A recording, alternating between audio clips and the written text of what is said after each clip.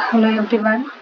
So ಈ ವಿಡಿಯೋದಲ್ಲಿ form ಅಕೌಂಟಿಂಗ್ನ 15 marks ಕ್ವಶನನ್ನು ನೋಡೋಣ. So this is my second video.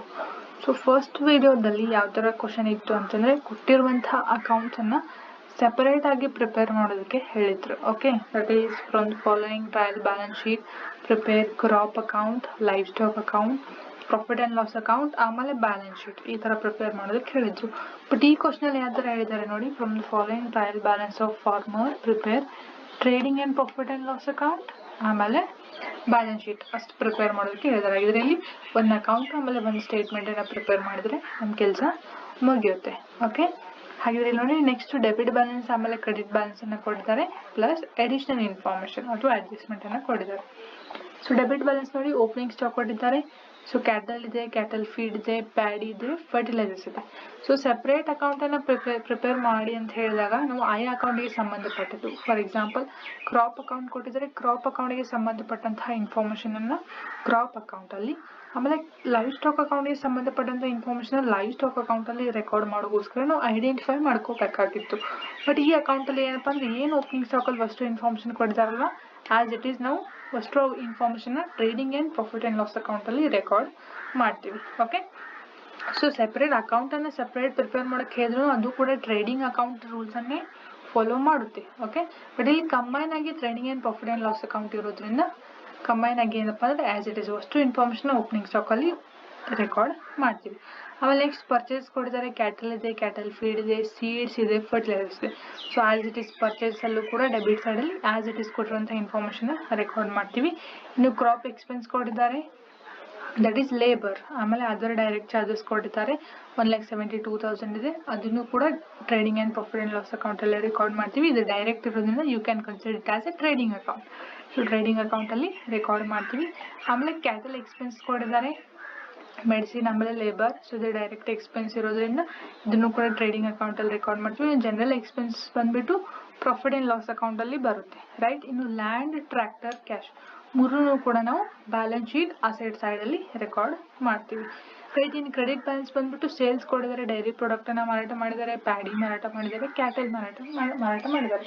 Total 2,32,000ನ credit ಸೈಡಲ್ಲಿ ರೆಕಾರ್ಡ್ ಮಾಡ್ತೀವಿ. ಸಪ್ರೇಟಾಗಿ ರೆಕಾರ್ಡ್ ಮಾಡೋ ಅವಶ್ಯಕತೆ ಇಲ್ಲ, ಯಾಕೆಂದರೆ ಇಲ್ಲಿ ಅಕೌಂಟನ್ನೇ ಕಂಬೈನ್ ಆಗಿ ಪ್ರಿಪೇರ್ ಮಾಡಿ ಅಂತ ಹೇಳಿದ್ದಾರೆ. ಇನ್ನು ಕ್ರೆಡಿಟರ್ಸ್ ಬಂದುಬಿಟ್ಟು ಲಯಬಿಲಿಟಿ ಇದೆ, ಬ್ಯಾಲೆನ್ಸ್ ಶೀಟಲ್ಲಿ ರೆಕಾರ್ಡ್ ಮಾಡ್ತೀವಿ. Loan from bank at 8% interest ಇದೆ. ಓಕೆ, ಇದು ಲಯಬಿಲಿಟಿ ಇರೋದ್ರಿಂದ ಬ್ಯಾಲೆನ್ಸ್ ಶೀಟಲ್ಲಿ ರೆಕಾರ್ಡ್ ಮಾಡ್ತೀವಿ.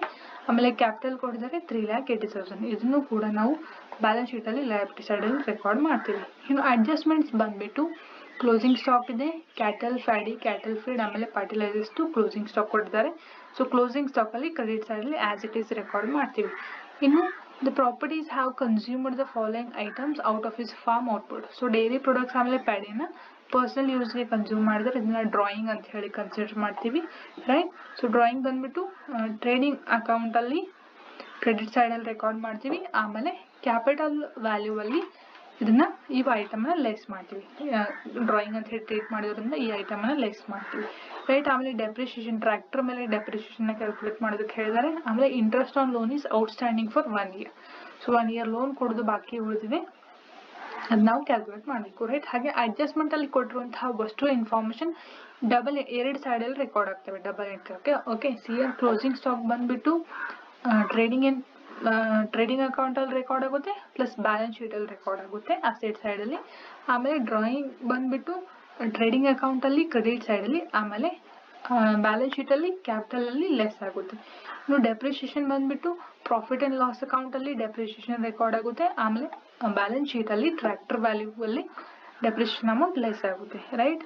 ಇನ್ನು ಇಂಟ್ರೆಸ್ಟ್ ಆನ್ ಲೋನ್ ಬಂದುಬಿಟ್ಟು ಪ್ರಾಫಿಟ್ ಆ್ಯಂಡ್ ಲಾಸ್ ಅಕೌಂಟಲ್ಲಿ ಡೆಬಿಟ್ ಸೈಡಲ್ಲಿ ರೆಕಾರ್ಡ್ ಆಗುತ್ತೆ. ಆಮೇಲೆ ಲಯಬಿಲಿಟಿ ಸೈಡಲ್ಲಿ ಇದೇನು ಐಟಮ್ ಇದೆಯಲ್ವಾ, ಲೋನ್ ಫ್ರಮ್ ಇಂಟ್ರೆಸ್ಟ್, ಇದರಲ್ಲಿ ಐಟಮ್ ಆ್ಯಡ್ ಆಗುತ್ತೆ. ಓಕೆ, ಔಟ್ಸ್ಟ್ಯಾಂಡಿಂಗ್ ಇರೋದ್ರಿಂದ ಈ ಐಟಮು ಆ್ಯಡ್ ಆಗುತ್ತೆ. ಓಕೆ, ಸೊ ಇಷ್ಟು ನಾವು ರೆಕಾರ್ಡ್ ಮಾಡಿದರೆ ನಮ್ಮ ವರ್ಕ್ ಮುಗಿಯುತ್ತೆ. ಓಕೆ, ಹಾಗಿದ್ರೆ ಫಸ್ಟ್ ಐಟಮ್ ಬಂದುಬಿಟ್ಟು trading and profit and loss account for the year ending 31/3/2014. Okay, ಹಾಗಿದ್ರೆ ನೋಡಿ, ಡೆಬಿಟ್ ಸೈಡಲ್ಲಿ ನಾವೇನೇನು ರೆಕಾರ್ಡ್ ಮಾಡ್ತೀವಿ ಅಂದರೆ ಟ್ರೇಡಿಂಗ್ ಅಕೌಂಟಲ್ಲಿ ಫಸ್ಟು. ಸೊ ಟ್ರೇಡಿಂಗ್ ಅಕೌಂಟಲ್ಲಿ ಯೂಶ್ವಲಿ ಗ್ರಾಸ್ ಪ್ರಾಫಿಟನ್ನು ಫೈಂಡ್ ಔಟ್ ಮಾಡೋದಕ್ಕೆ ರೆಕಾರ್ಡ್ ಮಾಡ್ತೀವಿ ಟ್ರೇಡಿಂಗ್ ಅಕೌಂಟ್. ಓಕೆ, ಹಾಗಿದ್ರೆ ಗ್ರಾಸ್ ಪ್ರಾಫಿಟ್ ಬರುವವರೆಗೂ ಟ್ರೇಡಿಂಗ್ ಅಕೌಂಟ್ಗೆ ಸಂಬಂಧಪಟ್ಟಂಥ ಓಪನಿಂಗ್ ಸ್ಟಾಕ್ ಆಗಿರ್ಬೋದು, ಪರ್ಚೇಸ್ ಆಗಿರ್ಬೋದು, ಆಮೇಲೆ ಡೈರೆಕ್ಟ್ ಎಕ್ಸ್ಪೆನ್ಸಸ್ ಏನು ಕ್ರಾಪ್ ಎಕ್ಸ್ಪೆನ್ಸ್ ಅದಾವಲ್ವಾ, ಸೊ ಈ ಡೈರೆಕ್ಟ್ ಎಕ್ಸ್ಪೆನ್ಸನ್ನು ನಾವು ಏನು ಮಾಡಪ್ಪ ಅಂತಂದರೆ ಟ್ರೇಡಿಂಗ್ ಅಕೌಂಟಲ್ಲಿ ರೆಕಾರ್ಡ್ ಮಾಡ್ತೀವಿ. ಇನ್ನು ಕ್ರೆಡಿಟ್ ಸೈಡಲ್ಲಿ ಸೇಲ್ಸ್ ಆಯಿತು, ಡ್ರಾಯಿಂಗ್ ಆಯಿತು, ಆಮೇಲೆ ಕ್ಲೋಸಿಂಗ್ ಸ್ಟಾಕ್ ವ್ಯಾಲ್ಯೂವನ್ನು ರೆಕಾರ್ಡ್ ಮಾಡ್ತೀವಿ. ಇಲ್ಲಿ ಬಂದಂತಹ ಗ್ರಾಸ್ ಪ್ರಾಫಿಟನ್ನು ಪ್ರಾಫಿಟ್ ಆ್ಯಂಡ್ ಲಾಸ್ ಅಕೌಂಟ್ಗೆ ಬ್ರಾಟ್ ಡೌನ್ ಮಾಡ್ತೀವಿ. ಆಮೇಲೆ ಬಂದಂತಹ other indirect expenses like general expense ಆಗಿರ್ಬೋದು, ಔಟ್ಸ್ಟ್ಯಾಂಡಿಂಗ್ ಇಂಟ್ರೆಸ್ಟ್ ಆನ್ ಲೋನ್ ಆಗಿರ್ಬೋದು, ಡೆಪ್ರಿಷಿಯೇಷನ್ ಆಗಿರ್ಬೋದು. ಸೊ ಅಷ್ಟು ಇನ್ಫಾರ್ಮೇಷನ್ ನಾವು ಪ್ರಾಫಿಟ್ ಆ್ಯಂಡ್ ಲಾಸ್ ಅಕೌಂಟಲ್ಲಿ ಪ್ರಿಪೇರ್ ಮಾಡ್ತೀವಿ. ಸೊ ಈ ಅಷ್ಟು ಎಕ್ಸ್ಪೆನ್ಸ್ನ ಲೆಸ್ ಮಾಡಿದಾಗ here we get net profit.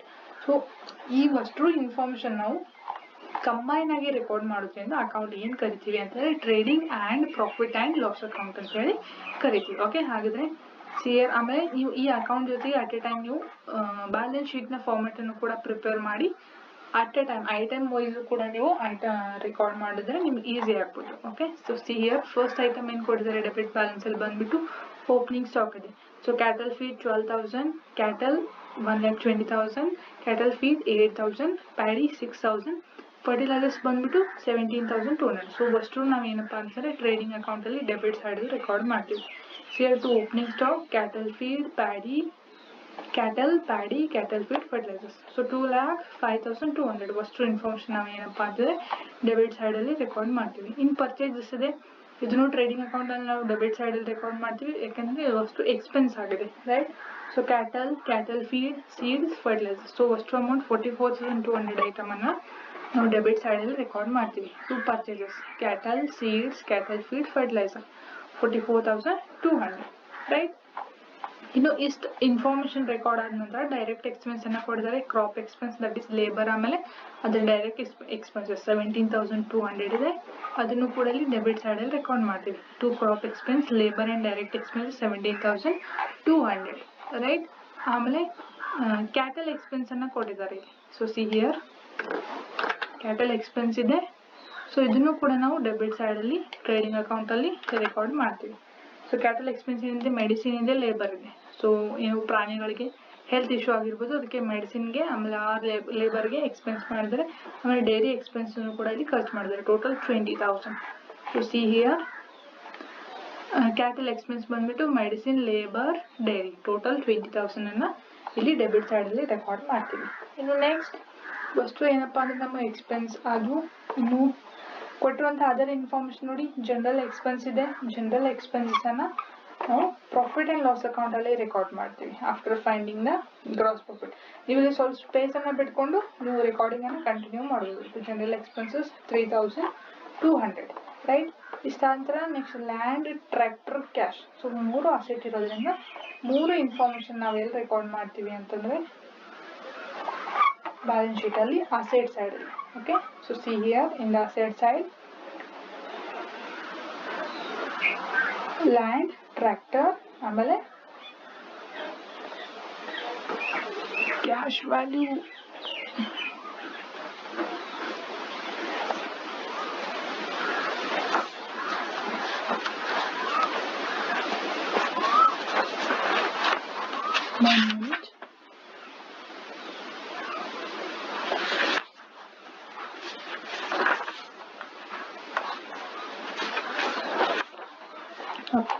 So balance ಶೀಟನ್ನು complete ಮಾಡುವಾಗ ಐಟಮನ್ನು ನೋಡೋಣ, ಕ್ಯಾಶನ್ನು ಎಲ್ಲಿ ರೆಕಾರ್ಡ್ ಮಾಡಿದ್ದೀವಿ ಅಂತ ಹೇಳಿ. ಓಕೆ, 28,000 ವ್ಯಾಲ್ಯೂ ಇದೆ. ಸೊ ರೈಟ್, ನೆಕ್ಸ್ಟ್ ಬಂದುಬಿಟ್ಟು ಸೇಲ್ಸ್. ಸೊ ಸೇಲ್ಸ್ ವ್ಯಾಲ್ಯೂವನ್ನು ಕೊಟ್ಟಿದ್ದಾರೆ, ದಟ್ ಈಸ್ ಡೈರಿ ಪ್ರಾಡಕ್ಟ್ಸ್ 72,000 ಇದೆ, ಪ್ಯಾಡಿ 1,30,000 ಇದೆ, ಆಮೇಲೆ ಕ್ಯಾಟಲ್ ಬಂದುಬಿಟ್ಟು 30,000. ಸೊ 2,32,000 ಅಷ್ಟು ಇನ್ಫಾರ್ಮೇಷನ್ ನಾವು ಕ್ರೆಡಿಟ್ ಸೈಡಲ್ಲಿ ರೆಕಾರ್ಡ್ ಮಾಡ್ತೀವಿ. By sales, dairy product, paddy, ಆಮೇಲೆ ಕ್ಯಾಟಲ್. ಸೊ 2,32,000 ರೆಕಾರ್ಡ್ ಮಾಡ್ತೀವಿ. ಇನ್ನು ನೆಕ್ಸ್ಟ್ ಬಂದುಬಿಟ್ಟು by drawings. So drawings information ಎಲ್ಲಿ ಕೊಟ್ಟಿದ್ದಾರೆ ಅಂತಂದರೆ ಅಡಿಷನಲ್ ಇನ್ಫಾರ್ಮೇಷನ್, ರೈಟ್.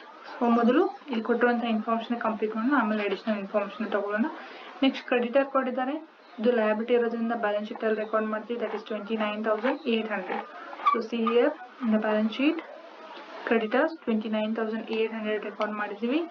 ಇನ್ನು ನೆಕ್ಸ್ಟ್ ಇನ್ಫಾರ್ಮೇಷನ್ ಕ್ವಶನಲ್ಲಿ ಬಂದುಬಿಟ್ಟು ಇಂಟ್ರೆಸ್ಟ್ ಲೋನ್ ಫ್ರಮ್ ಬ್ಯಾಂಕ್ ಆಯ್ತು 8% ಇಂಟ್ರೆಸ್ಟ್ ಇದೆ 48,000.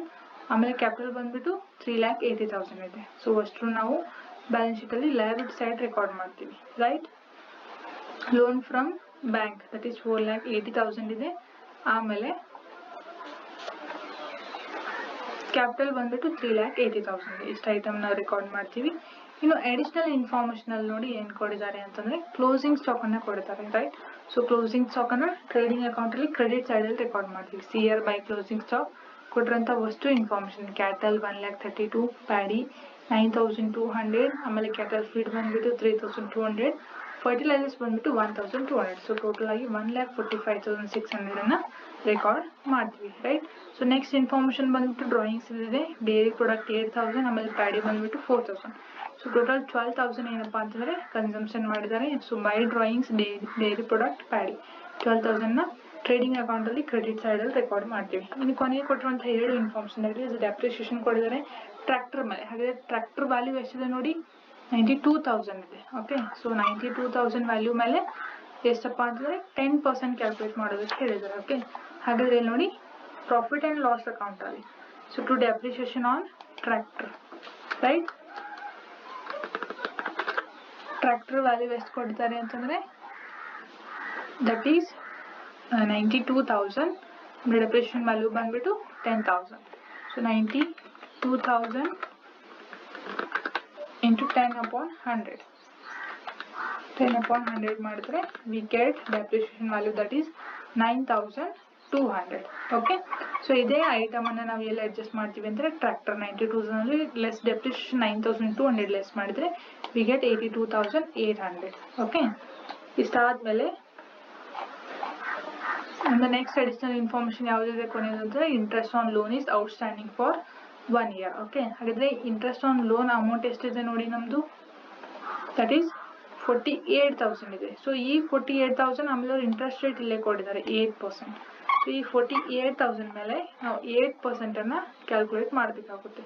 ಓಕೆ, ಔಟ್ಸ್ಟ್ಯಾಂಡಿಂಗ್ ಲೋನ್ ಬಂದ್ಬಿಟ್ಟು, ಸೊ ಸಿಆರ್ 48,000 ಇದ್ರ ಮೇಲೆ ನಾವು 8% ಅನ್ನ ಕ್ಯಾಲ್ಕುಲೇಟ್ ಮಾಡಬೇಕಾಗುತ್ತೆ. So CR how much we get the amount, that is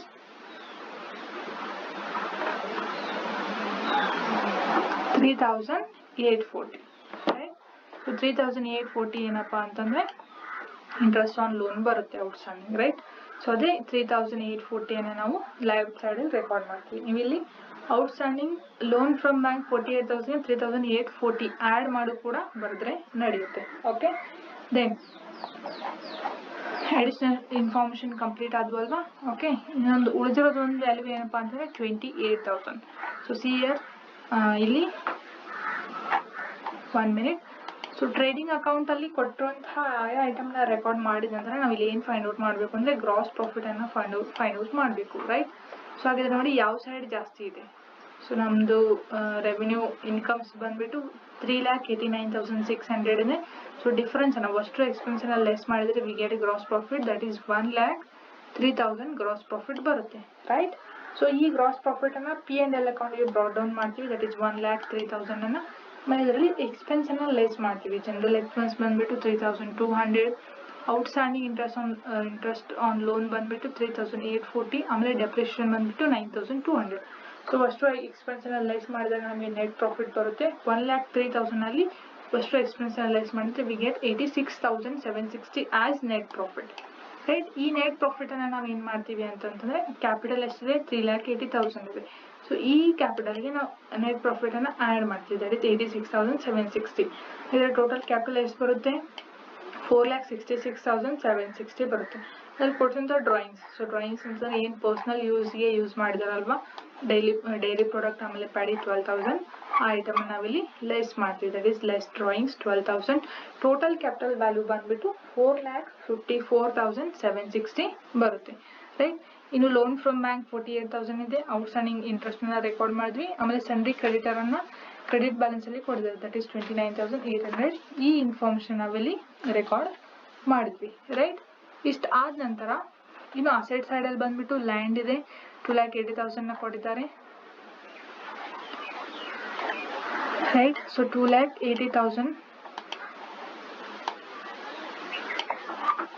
right. So ಈ 2,80,000 ಲ್ಯಾಂಡ್ ಆಗಿ ರೆಕಾರ್ಡ್ ಮಾಡ್ತೀವಿ. ಲ್ಯಾಂಡ್ ಗೆ ಯಾವುದೇ ಅಡ್ಜಸ್ಟ್ಮೆಂಟ್ ಇಲ್ಲ, ಸೊ ಡೈರೆಕ್ಟ್ ಇರ್ತೀವಿ. ನೀವು ಟ್ರ್ಯಾಕ್ಟರ್ 92,000 ಗೆ 10% ಡೆಪ್ರಿಸಿಯೇಷನ್ ಲೆಸ್ ಮಾಡಿದ್ರೆ 82,800 ವ್ಯಾಲ್ಯೂ ಬರುತ್ತೆ.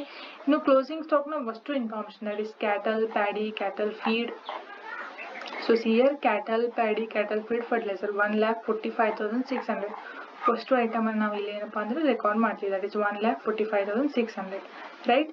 ಇಲ್ಲಿ ಕೊನೆಗೆ ಉಳಿದಿರುವಂತಹ ನಮ್ದು ಐಟಮ್ ಯಾವುದು ಅಂತಂದ್ರೆ ಕ್ಯಾಶ್ ರೈಟ್. ಅಮೌಂಟ್ ಟೈಪ್ ಆಗಿದೆ ಬಟ್ ಅದು ಐಟಮ್ ಮಿಸ್ ಆಗಿರೋದ್ರಿಂದ so that is cash account. So 28,000 cash value ಏನು ಉಳಿದಿತ್ತಲ್ವಾ, ಸೊ ಸಿ ಕ್ಯಾಶ್ 28,000 ಇದನ್ನ ನಾವು ಅಸೆಟ್ ಸೈಡ್ ಅಲ್ಲಿ ರೆಕಾರ್ಡ್ ಮಾಡಿದ್ರೆ we get Tally in both side, that is asset side ಆಮೇಲೆ liability side 5,36,400 ನಮ್ದು ಏನಪ್ಪಾ ಅಂದ್ರೆ ಟ್ಯಾಲಿ ಆಗುತ್ತೆ. ಓಕೆ, ಈ ಕ್ವಶನ್ಗೆ ಸಂಬಂಧಪಟ್ಟಂತ ಕೆಲವೊಂದಿಷ್ಟು ನೋಟ್ಸ್ ಅನ್ನ ನೋಡಬಹುದು ನಾವು. ಸೊ ನೋಟ್ ಅಲ್ಲಿ ಕ್ಲಿಯರ್ ಆಗಿ ಕೊಟ್ಟಿದ್ದಾರೆ ನೋಡಿ. When the trading account is to be prepared there is no necessity of preparing crop account, poultry account, etc. Only one combined account is prepared for all. Okay, so question ಅಲ್ಲಿ trading account ಅನ್ನ prepare ಮಾಡಿ ಅಂತ ಹೇಳಿ ಕೊಟ್ರು ಅಂತಂದ್ರೆ ಇಲ್ಲಿ separate ಆಗಿ crop account ಆಯ್ತು, ಲೈಫ್ ಸ್ಟಾಕ್ ಅಕೌಂಟ್ ಆಯ್ತು, ನಾವು ಪ್ರಿಪೇರ್ ಮಾಡೋ ಅವಶ್ಯಕತೆ ಇಲ್ಲ. ಕಂಬೈನ್ ಆಗಿ ಒಂದನ್ನೇ ಪ್ರಿಪೇರ್ ಮಾಡಿದ್ರೆ ಸಾಕು ಅಂತ ಹೇಳಿ ಹೇಳಿದ್ದಾರೆ ರೈಟ್. ಇನ್ನು ಔಟ್ಸ್ಟ್ಯಾಂಡಿಂಗ್ ಇಂಟ್ರೆಸ್ಟ್ ಆನ್ ಲೋನ್ ಬಂದ್ಬಿಟ್ಟು 48,000 ಮೇಲೆ 8% ಕ್ಯಾಲ್ಕುಲೇಟ್ ಮಾಡಿದಾಗ 3,840 ಬರುತ್ತೆ. ಆಮೇಲೆ ಡ್ರಾಯಿಂಗ್ ಇನ್ಫಾರ್ಮೇಶನ್ ಕೊಟ್ಟಿದ್ದಾರೆ ನೋಡಿ. The value of dairy products and paddy amounting to ₹12,000 is credited to trading account and deducted from capitalized drawing. So drawing ಎರಡು ಕಡೆ ಯಾವ ತರ ಅಡ್ಜಸ್ಟ್ಮೆಂಟ್ ಆಗುತ್ತೆ ಅಂತಂದ್ರೆ, ಸೊ ಟ್ರೇಡಿಂಗ್ ಅಕೌಂಟ್ ಅಲ್ಲಿ ಕ್ರೆಡಿಟ್ ಸೈಡ್ ಅಲ್ಲಿ ರೆಕಾರ್ಡ್ ಮಾಡ್ತೀವಿ, ಆಮೇಲೆ ಕ್ಯಾಪಿಟಲ್ ಅಲ್ಲಿ ಡ್ರಾಯಿಂಗ್ ಅನ್ನ ಲೆಸ್ ಮಾಡ್ತೀವಿ.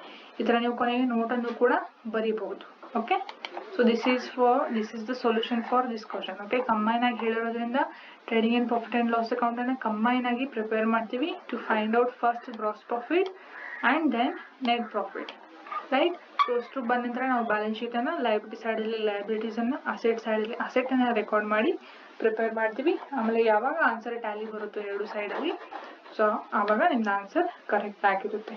ಓಕೆ, ಏನಾದರೂ ಡೌಟ್ಸ್ ಇದ್ರೆ ಕಮೆಂಟ್ ಬಾಕ್ಸ್ ಅಲ್ಲಿ ಹಾಕಿ. ಆಮೇಲೆ ಮೇನ್ ಕ್ವಶನ್ ಕಂಬೈನ್ ಆಗಿ ಪ್ರಿಪೇರ್ ಮಾಡು ಅಂತ ಹೇಳಿದ್ರೆ ಕಂಬೈನ್ ಆಗಿ ಪ್ರಿಪೇರ್ ಮಾಡಿ. ಸೊ ಕಂಬೈನ್ ಆಗಿ ಪ್ರಿಪೇರ್ ಮಾಡೋದು ಈಸಿ. ಅಲ್ಲಿ ಏನಪ್ಪಾ ನೀವು ಐಟಮ್ ಅನ್ನ ಸೆಪರೇಟ್ ಮಾಡೋ ಅವಶ್ಯಕತೆ ಇರೋದಿಲ್ಲ. ಯಾವ ತರ ಓಪನಿಂಗ್ ಸ್ಟಾಕ್ ಕೊಟ್ಟಿದ್ದಾರೋ, ಯಾವ ತರ ಪರ್ಚೇಸ್ ಕೊಟ್ಟಿದ್ದಾರೋ, ಯಾವ ತರ ಕ್ಲೋಸಿಂಗ್ ಸ್ಟಾಕು, ಆಮೇಲೆ ಯಾವ ತರ ಸೇಲ್ಸ್, ಅಷ್ಟು ಏನ್ ಇನ್ಫಾರ್ಮೇಶನ್ ಕೊಡಿರಲ್ಲ ಆಸ್ ಇಟ್ ಈಸ್ ನಾವು ರೆಕಾರ್ಡ್ ಮಾಡ್ಕೊಂತ ಹೋಗ್ಬಿಡ್ತೀವಿ. ಅಲ್ಲಿ ಸೆಪರೇಟ್ ಮಾಡೋ ಅವಶ್ಯಕತೆ ಇರೋದಿಲ್ಲ ರೈಟ್. ಸೊ ಯಾವಾಗ ಸೆಪರೇಟ್ ಆಗಿ ಅಕೌಂಟ್ ಅನ್ನ ಪ್ರಿಪೇರ್ ಮಾಡಿ ಅಂತ ಹೇಳಿ ಮೆನ್ಷನ್ ಮಾಡಿರ್ತಾರಲ್ವ, ಅವಾಗ ನೀವು ಸೆಪರೇಟ್ ಅಕೌಂಟ್ ಅನ್ನ ಪ್ರಿಪೇರ್ ಮಾಡಬೇಕಾಗುತ್ತೆ. ಕ್ವಶನ್ ಅನ್ನ ಕರೆಕ್ಟ್ ಆಗಿ ರೀಡ್ ಮಾಡಿ ಆಮೇಲೆ ಸೊಲ್ಯೂಷನ್ ಅನ್ನ ಬಿಡಿಸಿ. Okay, and thank you so much for watching this video.